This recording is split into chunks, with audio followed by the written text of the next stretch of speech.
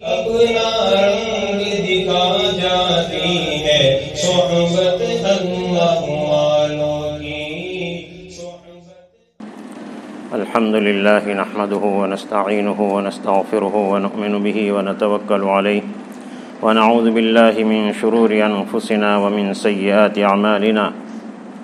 من يهده الله فلا مضل له ومن يضلله فلا هادي له. وأشهد أن لا إله إلا الله وحده لا شريك له. وأشهد أن سيدنا ومولانا ونبينا محمدا عبده ورسوله صلى الله تعالى عليه وعلى آله وأصحابه وبارك وسلم تسليما كثيرا كثيرا. أما بعد فأعوذ بالله من الشيطان الرجيم. بسم الله الرحمن الرحيم. يا أيها الناس اتقوا ربكم الذي خلقكم من نفس واحدة وخلق منها زوجها وبث منهما رجالا كثيرا ونساء واتقوا الله الذي تساءلون به والأرحام إن الله كان عليكم رقيبا.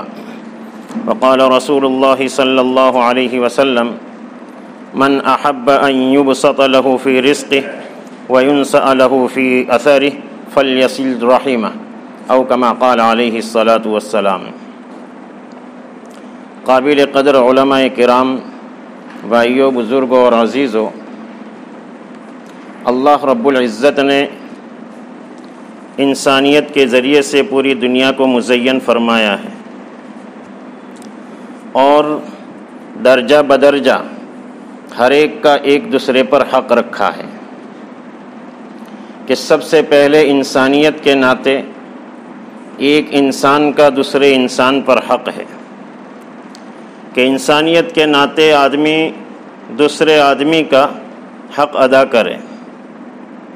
اس میں کسی بھی چیز کا لحاظ نہیں، چاہے وہ مسلمان ہو چاہے غیر مسلم ہو، ہر ایک کے ساتھ انسانیت کا لحاظ رکھنا ضروری ہے اور یہ اس کا حق ہے. اگر کوئی ہمارے در پر بھوکا پیاسا آیا تو بغیر کسی مذہب کا لحاظ کیے ہم پر ضروری ہے کہ اس کا پیٹ بھرے، اس کی پیاس بجھائے. کوئی کسی طرح کا ضرورت مند آ گیا تو اس کا ضرورت کا خیال رکھنا ہم سب کی ذمہ داری ہے. اور یہ آیت جو ابھی میں نے پڑھی اس کی ابتدا ہی میں اللہ تبارک و تعالی نے اسی حق کو بتایا ہے.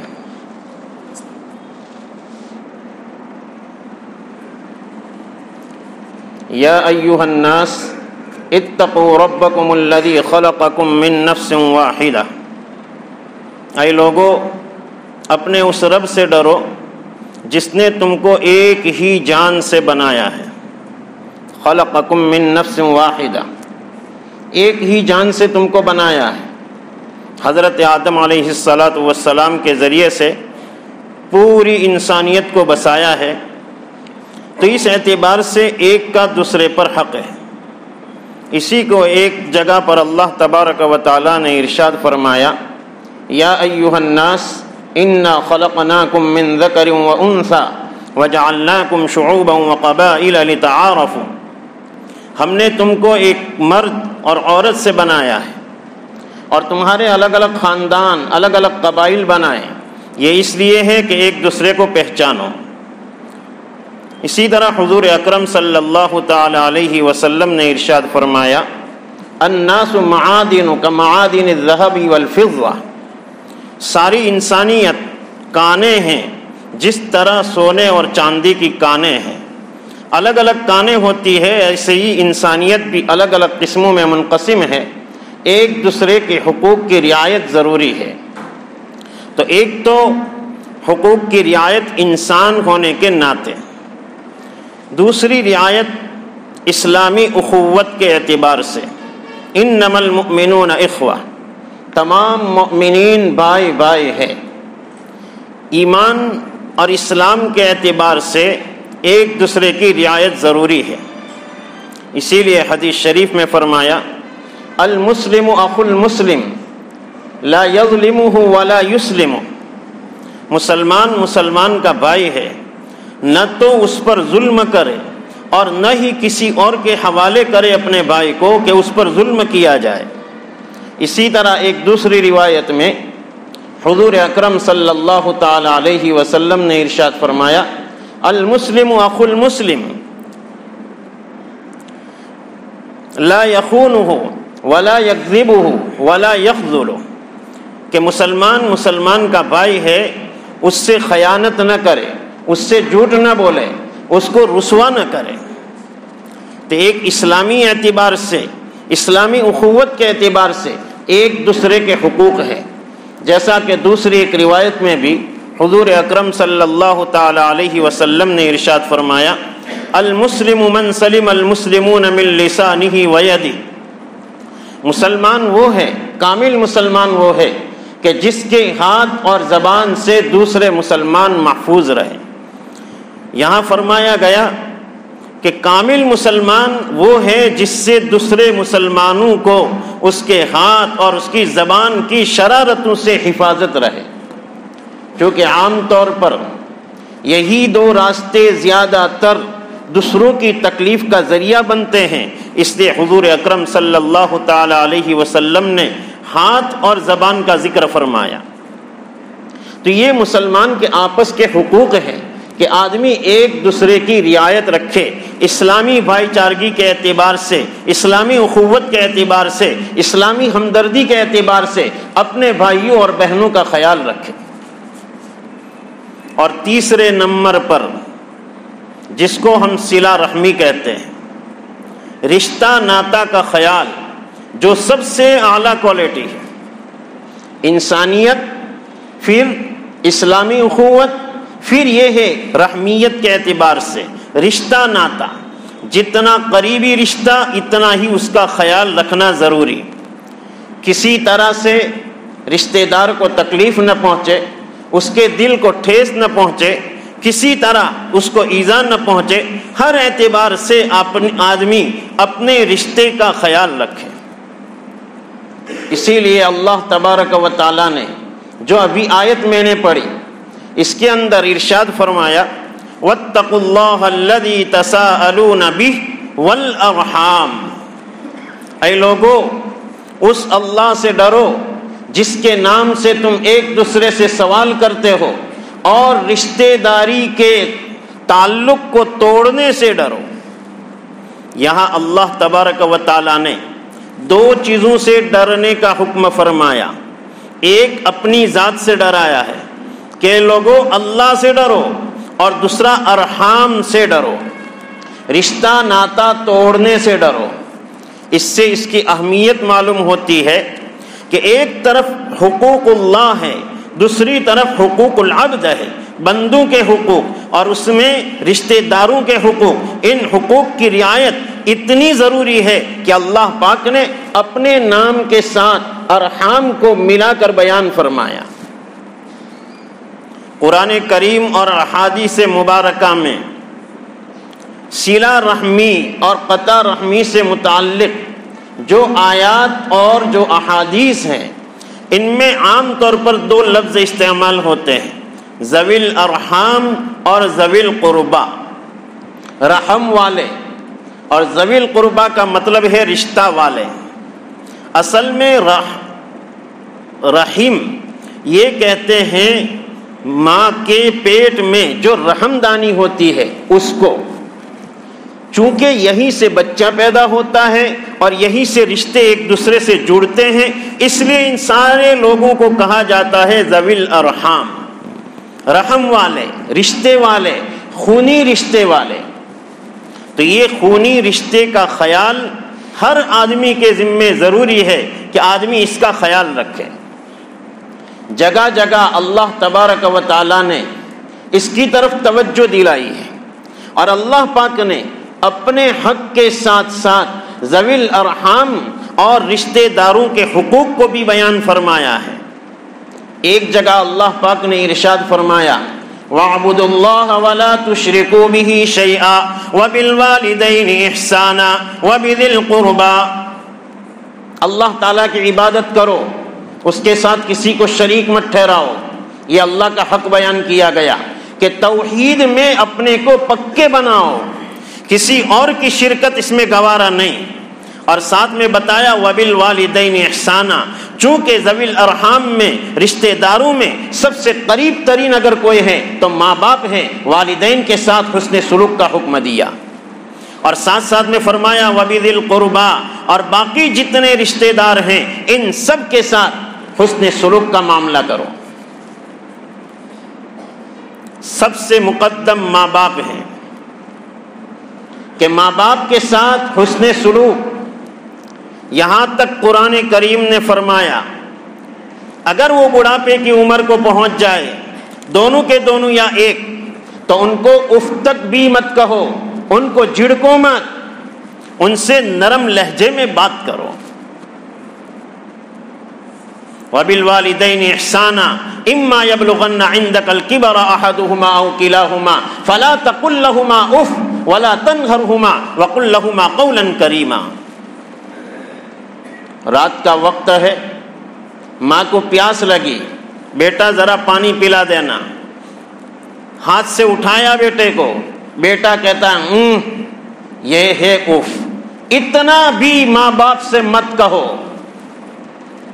اس سے ساری نیکیاں ختم ہو جاتی ہے۔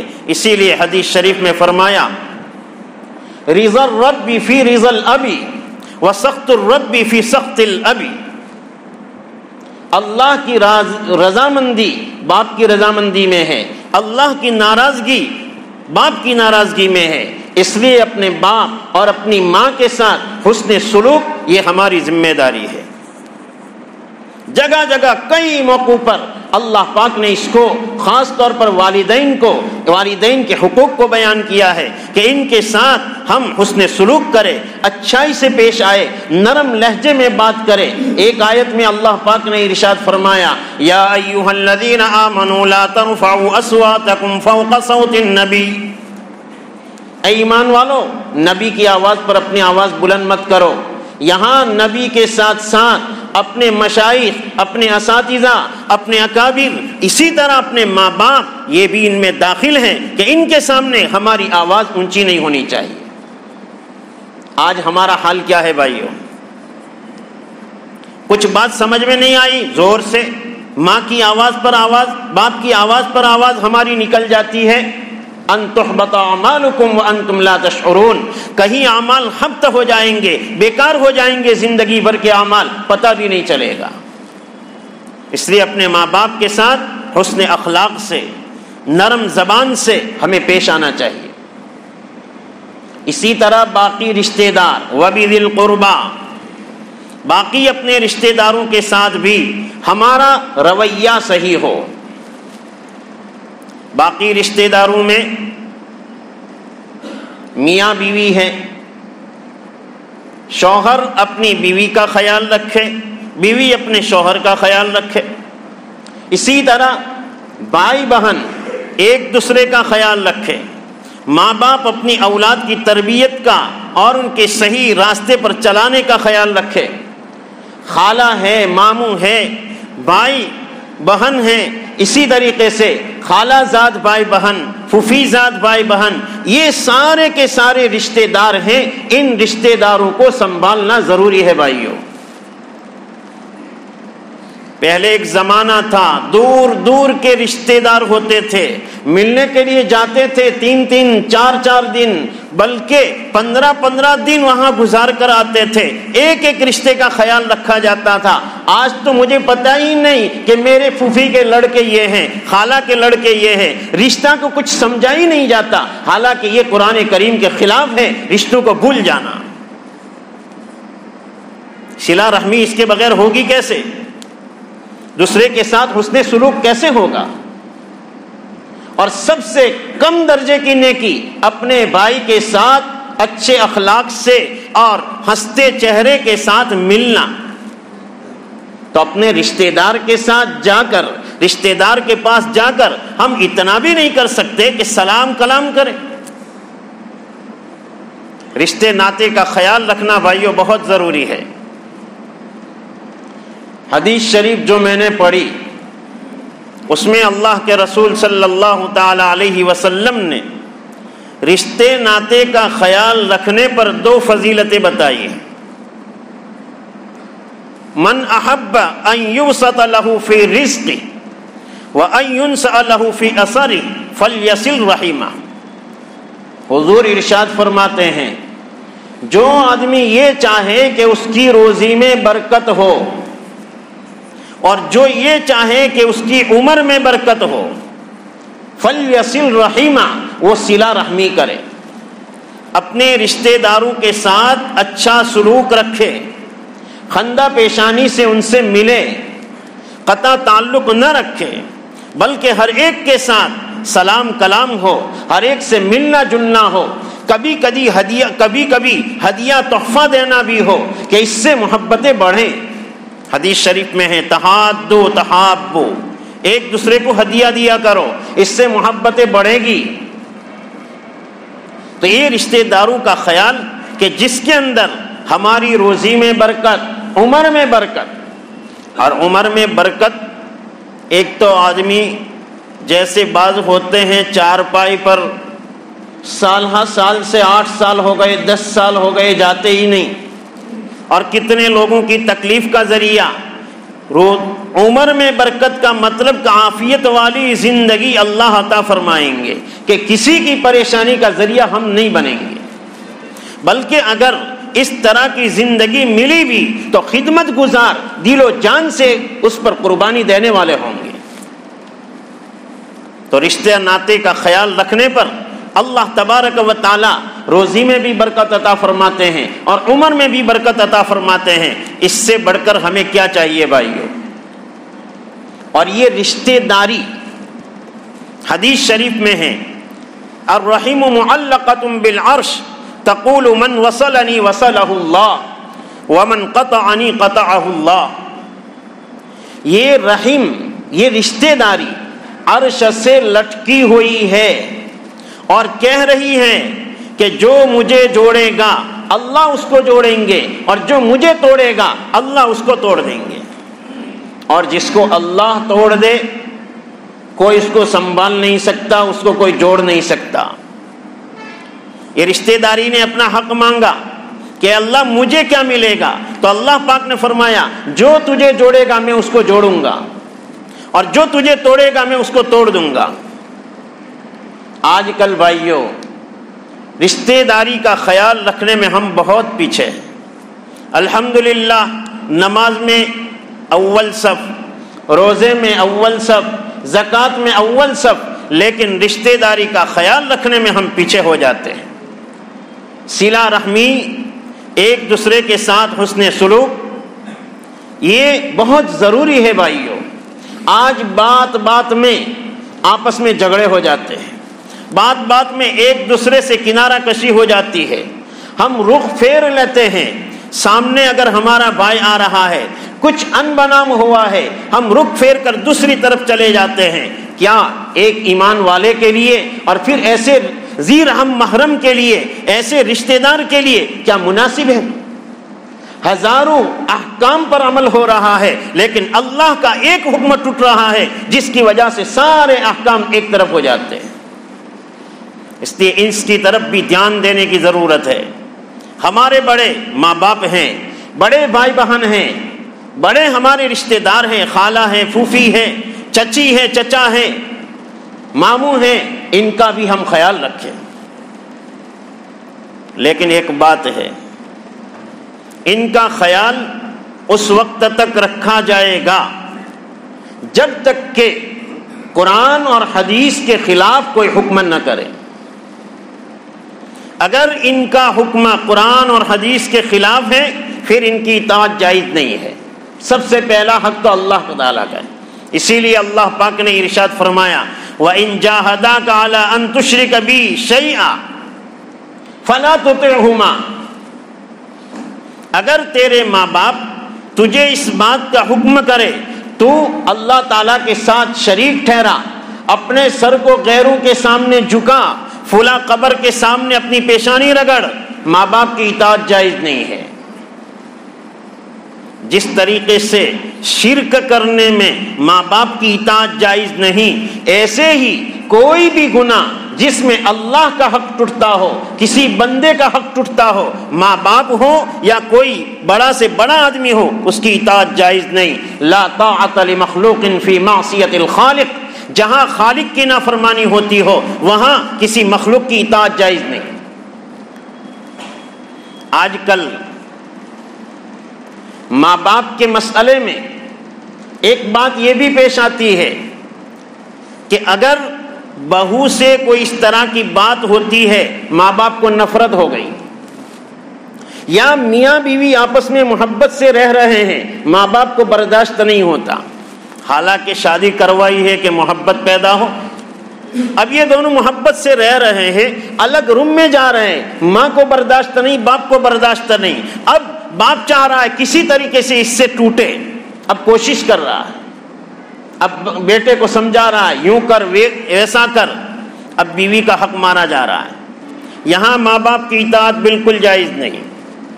یہ نہیں کہ ماں باپ کو جھنجھوڑ دو، ماں باپ کو چھوڑ دو، بیوی کے نشے میں اور جوانی کے نشے میں ماں باپ کو چھوڑنا نہیں، لیکن جہاں بیوی کا حق مارا جاتا ہو، کسی مخلوق کا حق مارا جاتا ہو، اسی طریقے سے چچا سے ان بناؤ ہو گیا ہے۔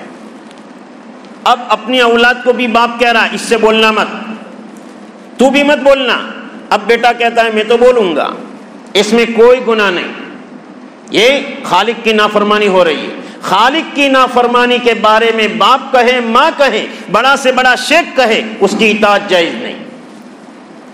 قطع تعلق کرنا حرام ہے، کسی سے کلام کو بند رکھنا 3 دن سے زائد حرام ہے۔ حدیث شریف میں حضور اکرم صلی اللہ تعالی علیہ وسلم نے ارشاد فرمایا، آدمی زیادہ سے زیادہ 3 دن تک ان بناؤ رکھ سکتا ہے، قطع تعلق، بات کرنا بند، یہ 3 دن تک۔ پھر 3 دن کے بعد جو سب سے پہلے بات کرنے میں آگے بڑھے، یہ بہترین آدمی ہے دونوں میں۔ یہ حدیث شریف میں حضور نے ارشاد فرمایا، دونوں میں بہترین آدمی وہ ہے کہ جو بات کرنے میں پہل کرے۔ ایک مرتبہ آج سے تقریباً 96 کی بات ہے، ڈابیل کے جلسے میں حضرت مفتی سعید احمد صاحب رحمۃ اللہ علیہ نے اسی پر بات کرتے ہوئے ایک واقعہ بیان فرمایا تھا۔ حضرت حسن یا حسین کا نام لیا کہ ان کا کھیت تھا، پڑوس میں چچا کے لڑکے کا کھیت تھا، پاس پاس میں کھیت کے اعتبار سے پڑوسی تھے۔ اب ان کا خادم اور ان کا خادم دونوں کام کر رہے تھے، کام کرتے کرتے دونوں میں لڑائی ہوئی۔ یہ آیا تو انہوں نے اپنے سیٹ کے کان بھرے، یہ آیا انہوں نے اپنے سیٹ کے کان بھرے۔ اب دونوں میں ہوا جھگڑا، برابر جھگڑا ہوا، یہاں تک کہ بول چال بھی بند ہو گئی۔ 1 دن ہوا، 2 دن ہوا، 3 دن ہوئے۔ جو حضرت حسن یا حسین کے علاوہ چچا زاد بھائی تھے، وہ انہوں نے خط نکالا، کاغذ نکالا، لمبا چوڑا کاغذ لکھا۔ کس کو؟ اپنے اس بھائی کو جس سے جھگڑا ہوا تھا۔ اس میں سب سے پہلے بھائی کے حضرت حسن یا حسین کے فضائل لکھے۔ تم تو حضور کے نواسے ہو، تم تو ایسے ہو ویسے ہو، تم سید الجنہ، جنت کے سردار، یہ وہ فضائل میں بڑا لمبا چوڑا کاغذ لکھا۔ پھر اخیر میں لکھا کہ 3 دن سے ہم دونوں میں قطع تعلق ہے، اور حضور نے ارشاد فرمایا ہے قطع تعلق کے بعد 3 دن میں جو آدمی پہل کرتا ہے وہ دونوں میں بہتر ہوتا ہے۔ میں چاہتا ہوں اتنے سارے فضائل آپ کے موجود ہیں، یہ فضیلت بھی آپ ہی کو نصیب ہو، لہذا آؤ میرے پاس اور مجھ سے معافی مانگو۔ اگر تم نہیں آتے تو پھر میں آ رہا ہوں اور تم سے معافی مانگ رہا ہوں۔ یہ خط پہنچا خادم کے ذریعے سے، جیسے ہی خط پہنچا بس خوشی کے مارے وہیں سے کھڑے ہو گئے اور اپنے چچا زاد بھائی کے پاس جا کے معافی مانگنے لگے۔ بھائی مجھ سے غلطی ہو گئی، معاف کرنا۔ کیا تھے بھائیو صحابہ کرام، معافی مانگنے میں، اپنے کو جھکانے میں ذرا بھی جھجک محسوس نہیں کرتے تھے۔ اسی لیے اس ایک آیت کریمہ کے بعد اللہ پاک نے ارشاد فرمایا، ان اللہ لا يحب من کان مختالا فخورا۔ یہ رشتوں کا ذکر فرمانے کے بعد فرمایا کہ جو آدمی اکڑنے والا ہوگا، جو آدمی تکبر کرنے والا ہوگا، اترانے والا ہوگا، اللہ ایسے سے پسند نہیں فرماتے، ایسے سے محبت نہیں فرماتے۔ مطلب ہوا کہ جھکنے کی توفیق ایسے کو نہیں ملتی کہ جو تکبر اندر لیے ہوئے ہے، جھکنے کی توفیق نہیں ملتی، معلوم ہوا اندر تکبر ہے۔ اسی لیے فرمایا گیا من تواضع للہ رفعہ اللہ، جو اللہ کے لیے تواضع اختیار کرتا ہے اللہ تعالیٰ اس کے درجات کو بلند فرماتے ہیں۔ اس لیے اگر ہمارا بھی کسی سے رشتہ ناتا ٹوٹا ہوا ہے، ہم آگے بڑھ کر اس سے معافی مانگے، جھک کر جائے اور اس سے معافی مانگے کہ بھائی مجھ سے غلطی ہو گئی، چاہے ہمیں معلوم ہے میری غلطی نہیں، لیکن جا کر معافی مانگیں گے، رفعہ اللہ، اللہ ایسے آدمی کے درجات کو بلند فرماتے ہیں۔ اسی لیے ایک حدیث شریف میں کچھ چیزیں بتائی جس میں یہ بھی بتایا، قسم کھا کر حضور نے ارشاد فرمایا ہے کہ اگر کوئی آدمی جھک کر کسی کے سامنے تواضع اختیار کر کے معافی مانگتا ہے، میں کہتا ہوں اللہ اس کی عزت بڑھاتے ہی ہے، اس کی عزت کم نہیں ہوتی، عزت بڑھتی ہے۔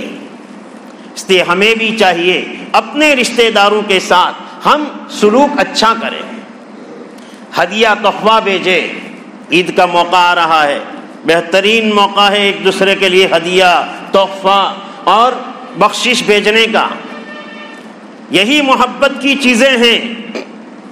لیکن حدیث شریف میں فرمایا گیا لیس الواصل بالمکافی، صلہ رحمی کرنے والا وہ آدمی نہیں جو بدلے میں صلہ رحمی کرتا ہو، وہاں سے آیا اس لیے دو تاکہ وہاں سے بڑھ کر آئے۔ عید کے موقع پر ہوتا ہے جلدی سے پہنچا دو، عید صبح سویرے 50 روپے تاکہ 70 روپے آ جائے۔ اگر بدلے کی امید ہے تو صلہ رحمی یہ نہیں ہے۔ اللہ والوں کی صفت تو یہ ہے انما نطعمکم لوجہ اللہ لا نرید منکم جزاء ولا شکورا، ہم تو اللہ کے لیے کھلاتے ہیں، نہ کسی بدلے کی امید، نہ شکریہ کی امید، نہ دعا تک کی امید کہ بھئی دعا کرنا۔ ایک عالم سے سنا، کہیں پڑھا نہیں ہے، حضرت تھانوی علیہ الرحمہ کے پاس ایک صاحب کچھ اس زمانے کے حساب سے تھوڑا سا ہدیہ لے کر آئے، حضرت نے لے کے رکھ دیا۔ جب چلنے لگے تو کہا حضرت دعا کرنا، کہ لے تیرا سامان، تیرا ہدیہ لے جا واپس، یہاں دعا کی دکان تھوڑی ہے۔ سکھانا چاہتے تھے کوئی چیز دے کر بدلے کی امید مت رکھو، ورنہ تمہارا ہدیہ یہ بدلے پر ہو جائے گا۔ اسی لیے حضرت عائشہ رضی اللہ تعالی عنہا کہیں ہدیہ بیچتی تھی، خادم سے کہہ دیتی تھی دیکھو جواب میں جزاک اللہ یا اس طرح کا کچھ لفظ کہتے ہیں، خادم اگر آ کر کہتا کہ ہاں انہوں نے جزاک اللہ کہا تو حضرت عائشہ بھی کہہ دیتی جزاک اللہ، یہ اس لیے کرتی تھی کہ جزاک اللہ کا بدلہ جزاک اللہ ہو جائے اور میرا ہدیہ خالص لوجہ اللہ رہے۔ اتنا اہتمام تھا کہ کہیں اس میں بدلے کی امید نہ ہو جائے، بدلے کی وجہ سے دینا نہ ہو، ہمارا ہدیہ ہماری محبتیں صرف اللہ کے لیے ہو، صرف اللہ کے لیے ہو، دنیا کے دکھانے کے لیے، دنیا کو بتانے کے لیے نہ ہو۔ تو قطع تعلق سے، قطع رحمی سے بھائیو ہم سب کو بچنا ہے، اللہ ہماری حفاظت فرمائے۔ قطع رحمی کی ایک وجہ صفوں کی درستگی نہ ہونا بھی ہے۔ نماز میں صفیں درست نہیں ہوتی، یہ بھی قطع رحمی کا ایک سبب ہوتا ہے، اللہ اس کو صلہ رحمی کی توفیق ہی نہیں دیتے۔ حدیث شریف میں فرمایا سووا صفوفکم واعتدلوا، صفیں درست کرو، کندھے سے کندھا ملا کر کھڑے رہو۔ اور ایک دوسری حدیث میں بتایا لَتُسَوُّنَّ صُفُوفَكُمْ أَوْ لَيُخَالِفَنَّ اللَّهُ بَيْنَ وُجُوهِكُمْ، اپنی صفیں ضرور درست رکھو ورنہ اللہ تعالیٰ تمہارے چہروں کو بدل دے گا۔ أَوْ لَيُخَالِفَنَّ اللَّهُ بَيْنَ وُجُوهِكُمْ، محدثین نے یہاں ایک مطلب لکھا، اگر تمہاری صفیں درست نہیں ہوگی اللہ پاک آپس میں نفرتیں پیدا کر دے گا، محبتیں کرنا چاہو گے محبتیں نہیں ہوگی، کیوں؟ تمہاری نماز میں صفیں درست نہیں۔ آج اس کی طرف بھی بھائیوں دھیان دینے کی ضرورت ہے۔ آج ہم دیکھتے ہیں، میں تو چندے میں جاتا ہوں تو پتہ ہے آگے 1-2 صفحے تو ماشاءاللہ ٹھیک ہوتی ہے، جب وہ اعلان کر کے باہر نکلتے ہیں تو رہا تاڑ ہوتا ہے پیچھے، صفوں کا کچھ ٹھکانہ نہیں۔ کیسے اللہ کی رحمتیں اترے گی؟ کیسے ان نمازوں پر کچھ ملے گا؟ نمازوں پر وعدے ہیں لیکن نماز کے طریقے پر تو ہو۔ جب صحیح طریقے پر نماز نہیں ہوگی، صحیح طریقے پر عبادت نہیں ہوگی، صحیح طریقے پر صلہ رحمی نہیں ہوگی تو بھائیو کیسے اللہ کی رحمتیں اترے گی؟ اس لیے اپنی صفوں کو درست کرنا ضروری۔ پھر اس میں یہ بھی ہوتا ہے 2-3 صفیں بن گئی، اب تیسری صف ابھی ادھوری ہے، چوتھی صف بننا شروع ہو گئی۔ یہ بھی غلط ہے۔ اگر صف ادھوری ہے اور 5ویں صف بنانا شروع کر دیا، یہ مکروہ ہے۔ اب کراہت کے ساتھ نماز پڑھیں گے، رحمتیں کیسے متوجہ ہوگی؟ اپنی صفوں کو درست رکھو بھائیو نمازوں میں، تاکہ ہمارے دل بھی درست رہے۔ آج سب سے بڑی وجہ صفوں کی درستگی نہ ہونا ہے۔ اس لیے تراویح ہو، دوسری نمازیں ہوں، صفوں کو ملا کر۔ آج چونکہ ایسی کا زمانہ آ گیا، ہر آدمی عیش پرست بن گیا، گھروں میں عیش پرستی کے ساتھ، گاڑی میں عیش پرستی کے ساتھ، چاہتا ہے کہ نماز میں بھی میرے کندھے سے کسی کا کندھا نہ ملے۔ بھائیو یہ اللہ اور رسول کے طریقوں کے خلاف ہے۔ اس سے تو نفرتیں پیدا ہوگی، قطع تعلق ہوگا، اس لیے اپنے کو اس سے بچائے۔ قطع تعلق 3 دن سے زیادہ جائز نہیں، لیکن اگر یہ قطع تعلق للہیت والا ہے، کسی کے فسق اور فجور کی وجہ سے ہے، تو اس سے بھی زیادہ جائز ہے، زندگی بھر کے لیے بھی جائز ہے۔ ایک مرتبہ حضرت عبداللہ ابن مغفل رضی اللہ تعالیٰ عنہ جا رہے تھے، ایک صاحب کو دیکھا بیٹھے بیٹھے چھوٹے چھوٹے کنکر لے کے یوں مار رہے تھے۔ کنکر لیا، عام طور پر بیٹھے ہوتے ہیں تو دھندا یہی سوچتا ہے، لے لے کے مارتے ہیں۔ تو انہوں نے ان کے سامنے سنایا کہ بھائی حضور اکرم صلی اللہ تعالی علیہ وسلم نے اس طرح کنکر مارنے سے منع فرمایا۔ یوں سنا کر چلے گئے۔ تھوڑی دیر میں واپس آئے تو حضرت کا دھندا جاری ہی تھا ابھی تو عبداللہ ابن مغفل رضی اللہ تعالیٰ عنہ نے فرمایا میں تجھے حضور کا ارشاد سنا رہا ہوں اور تم ماننے کو تیار نہیں، قسم خدا کی کبھی تجھ سے بات نہیں کروں گا۔ صحابی رسول ہے عبداللہ ابن مغفل۔ عبداللہ ابن مغفل فرماتے کبھی تجھ سے بات نہیں کروں گا۔ معلوم ہوا فسق اور فجور کی وجہ سے، حضور کا طریقہ چھوڑنے کی وجہ سے، اللہ کا حکم توڑنے کی وجہ سے اگر اس سے توبہ نہیں کرتا، ایسے سے قطع تعلق کرنا جائز ہے۔ آج کل ہمارے چھوٹے چھوٹے بچے، ان کو ہم دکان سے وہ چھوٹی چھوٹی بندوق لا کر دیتے ہیں اور اس کے ذریعے سے مارتے ہیں۔ یہ بھی اسی حکم میں ہونا چاہیے کہ ایسی چیزیں بچوں کو نہیں دینی چاہیے، اس لیے کہ حدیث شریف میں ہے کہ یہ کسی دشمن کو نہیں مارے گا، سانپ بچھو کو نہیں مارے گا، بلکہ کسی کی آنکھ کو پھوڑ دے گا، کسی کے ناک پر زخم کر دے گا۔ یہ چیزیں ایسی ہیں کنکر، اس لیے اس سے حضور نے منع فرمایا ہے۔ بچوں کے ہاتھ میں آ رہا ہے وہ بھی اسی طرح کی چیزیں ہیں۔ اس لیے ہم قطع تعلق فسق و فجور کی وجہ سے اگر کر رہے ہیں تو یہ جائز، لیکن آج ہمارے کتنے ہی دیندار طبقے میں فسق و فجور کے نام سے قطع تعلق کیا جاتا ہے اور فسق و فجور کا نام دیا جاتا ہے، حالانکہ حقیقت میں اندر کینہ چھپا ہوا ہوتا ہے۔ یہ تو اللہ جانتے ہیں۔ ان اللہ کان علیکم رقیبا، اللہ تعالیٰ تم پر نگہبان ہیں۔ تم کس وجہ سے اپنے بیٹے سے، اپنے بھائی سے، اپنے چچا یا پھوپھی سے تم کس وجہ سے یہ قطع تعلق کر رہے ہو؟ تم چاہے زبان سے تو کہہ رہے ہو یہ نماز نہیں پڑھتی اس لیے میں اس سے قطع تعلق، یہ ایسا نہیں کرتی اس لیے اس سے قطع تعلق، لیکن کس وجہ سے قطع تعلق ہے وہ تو اللہ جانتے ہیں۔ اگر زبان سے چاہے لوگوں کو ہم سمجھا سکتے ہیں، لیکن اللہ تو علیم بذات الصدور ہے، اندر کی کیفیات سے واقف ہے، وہ سب کچھ جانتے ہیں۔ اس لیے اگر ہمارا قطع تعلق فسق و فجور کی وجہ سے ہے تب تو ٹھیک ہے، لیکن اپنی عداوت کی وجہ سے ہے تو ہم فسق و فجور کا نام ہرگز نہ دیں۔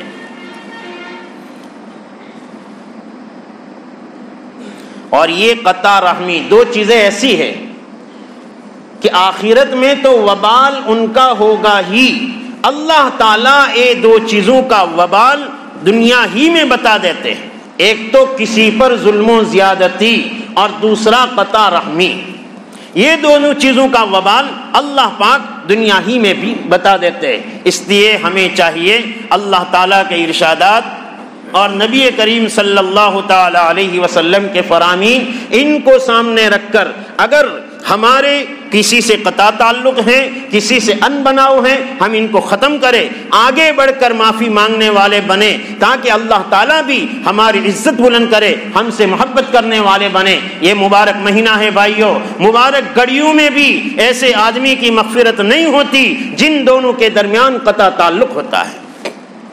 سل من قطعک واعف عمن ظلمک واحسن الی من اساء الیک، تم اچھا تعلق رکھو قطع تعلق کرنے والے سے، جو تم پر ظلم کرے اس کو معاف کر دو، جو تم سے برا سلوک کرے اس سے تم اچھا سلوک کرو۔